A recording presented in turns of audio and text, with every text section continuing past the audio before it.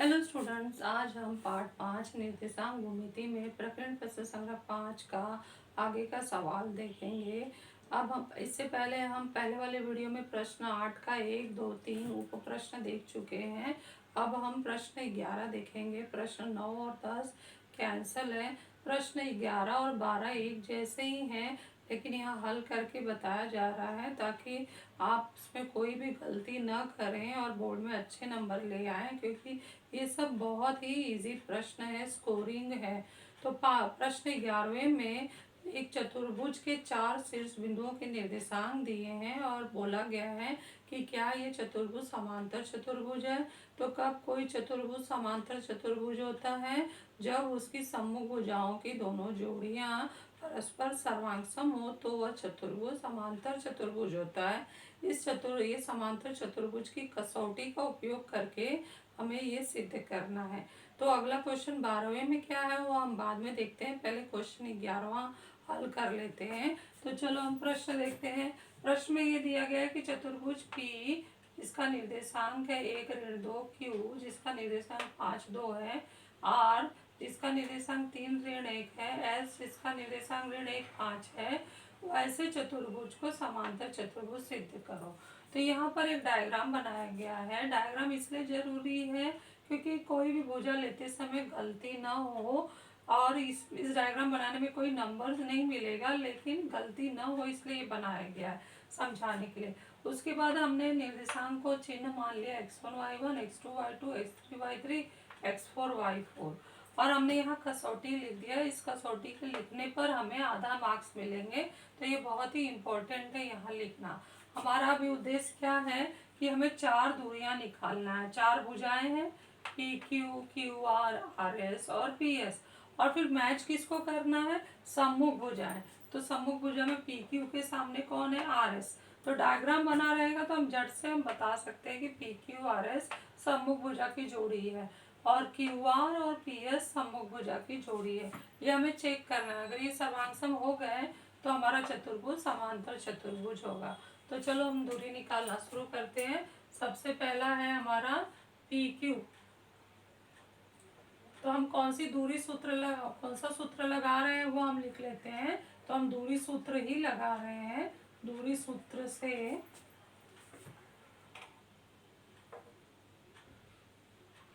P Q बराबर सूत्र बना देते हैं हम।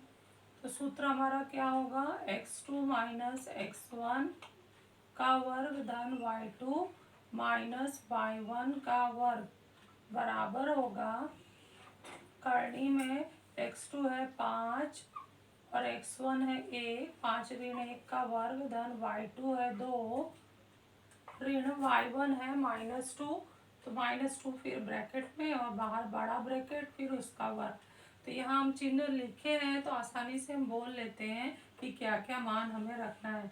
5 ऋण 1 4 का वर्ग धन 2 ऋण गुणा हो गया धन हो गया का वर्ग।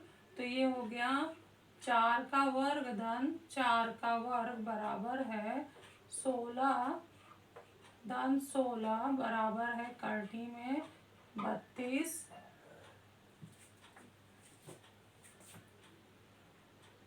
तो हम पी क्यू का मान लिख देते हैं करनी में 32 और ये नंबर 3 डाल देते हैं। नेक्स्ट हम शुरू करते हैं क्यू आर। क्यू आर का सूत्र बनेगा x2 y2 x3 y3। तो x3 माइनस x2 का वर्ग धन y3 माइनस y2 का वर्ग मान रखें। तो ये मान आएगा x3 हमारा मान कितना है? 3 माइनस x2 कितना है? 5 का वर्ग धन y3 कितना है? y3 है -1 माइनस y2 कितना है? 2 का वर्ग। तो ये घटाएंगे 3 ऋण 5 गया तो ऋण 2 का वर्ग धन ऋण 3 का वर्ग। तो ये आ गया। तो ऋण 2 ऋण का वर्ग धन 2 का वर्ग 4 ऋण 3 का वर्ग 9 करनी में 13। तो यहाँ हम लिख देते हैं, पांचवा नंबर डाल देते हैं। क्यू आर का मान आ गया करनी में 13। PQ का करनी में 32 और QR का करनी में 13। अब हम चलते हैं छठवें पॉइंट पर। हम अगला सूत्र लिखते हैं SR। SR का सूत्र क्या बनेगा? x3/3 x4/4। तो x4 माइनस x3 का वर्ग धन y4 माइनस y3 का वर्ग बराबर होगा x4 हमारा कितना है? -1 माइनस x3 3 धन y4 हमारा कितना है? -5। फिर माइनस लग गया और y3 हमारा कितना है? -1। बड़ा कोष्टक लगा के फिर वर्ग करते हैं हम। तो यहाँ पे आएगा हमारा -3 -1 -4 का वर्ग धन -5 + 1 का वर्ग। तो ये -4 का वर्ग हो गया 16।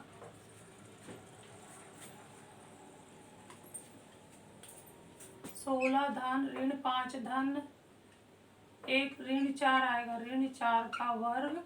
तो ये हो गया 16 धन 16 बराबर करनी में 32। तो नंबर 7 पे SR आ गया हमारा करनी में 32।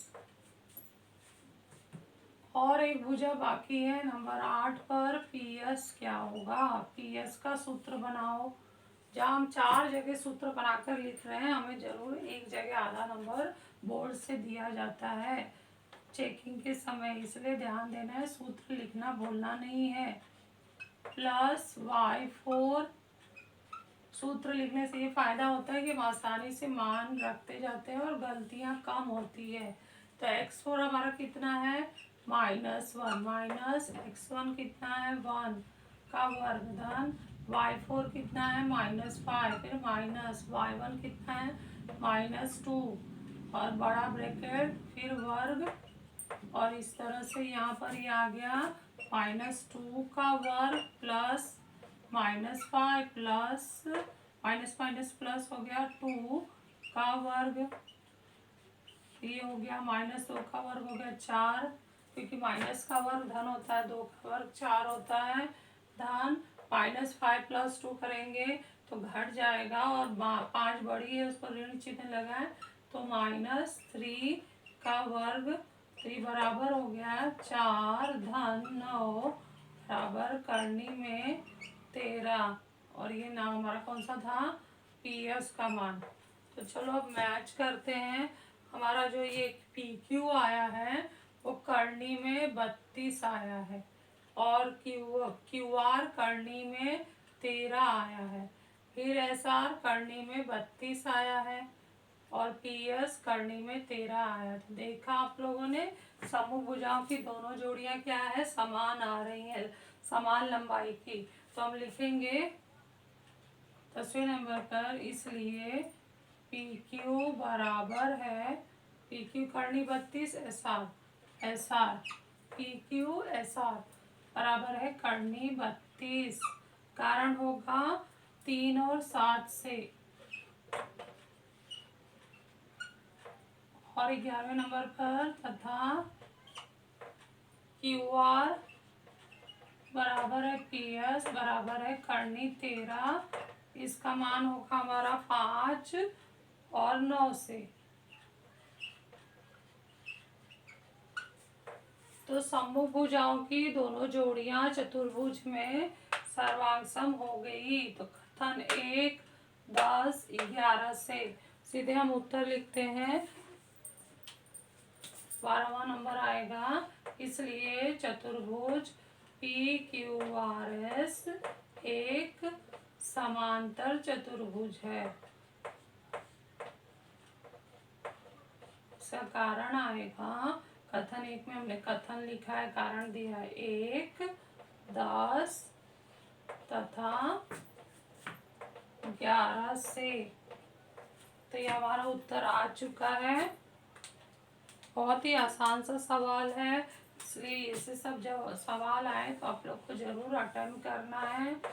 और कोई भी ये चिन्हों की गड़बड़ी नहीं करना है। चिन्हों की गड़बड़ी ना हो तो इसका एक ही रास्ता है कि सूत्र पूरा लिखो, यहाँ जहाँ नंबर है उसके नीचे चिन्ह लिखो और आराम से देखते हुए मान रखते जाओ, कोई गलती नहीं होगा। और एक ही चिन्ह का नियम याद रखना है कि धान ऋण का गुणा होता है तो ऋण आता है, ऋण ऋण का गुणा होता है तो धन होता है। तो इस नियमों का उपयोग करके सवाल में कोई गलती नहीं होगी। इसे लिख लो।